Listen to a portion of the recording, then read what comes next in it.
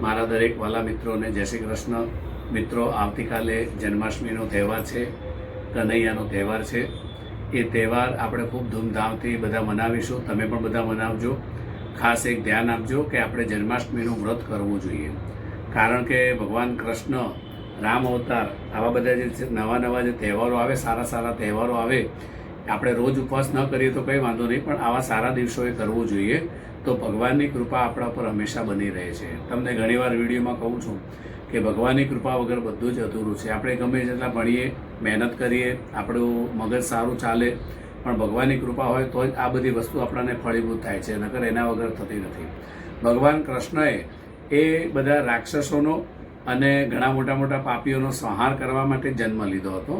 બધા ભગવાને પાપીઓનો, જ્યારે પાપ વધી જાય છે ધરતી ઉપર, ત્યારે ભગવાન કૃષ્ણ કે રામ અવતાર, ઘણા બધા ભગવાન અવતાર થઈ ગયા.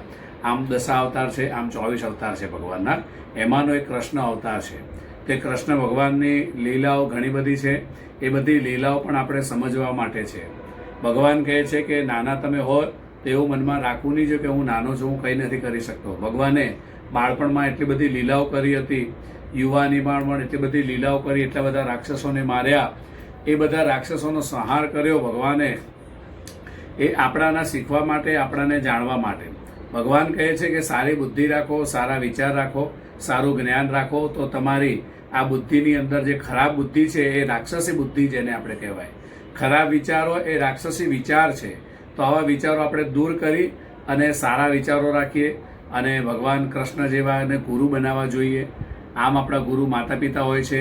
બીજા નંબરમાં ભણવા જઈએ તો આપણા ગુરુ હોય છે, તે સ્કૂલમાં જે હોય આપણા ટીચર આપણા ગુરુ હોય છે. પણ કૃષ્ણ પરમાત્મા એ આખા જગતના ગુરુ છે. આપણે શ્લોક બોલીએ ને, વસુદેવ સુતમ દેવમ કંસ ચાણૂરમર્દનમ દેવકી પરમાનંદમ કૃષ્ણમ વંદે જગતગુરુ. આખા જગતના ગુરુ છે. કોઈએ ગુરુ કદાચ ન બનાવ્યા હોય તો ભગવાન કૃષ્ણને ગુરુ બનાવજો અને ભગવાનની આખી જે ભાગવત છે તે તમે ધ્યાનથી સાંભળજો, ધ્યાનથી વાંચજો અને એનું અનુકરણ અમુક વસ્તુનું કરશો તો તમારું જીવન પણ સારું બનશે. એવી પ્રાર્થના સાથે જય શ્રી કૃષ્ણ. જય અંદગીરા આનંદ ભયો, જય કનૈયા લાલ કી, હાથી ઘોડા પાલ કી, જય કનૈયા લાલ કી, સોના દિયો ચાંદી દિયો ઓર દિયો પાલ કી.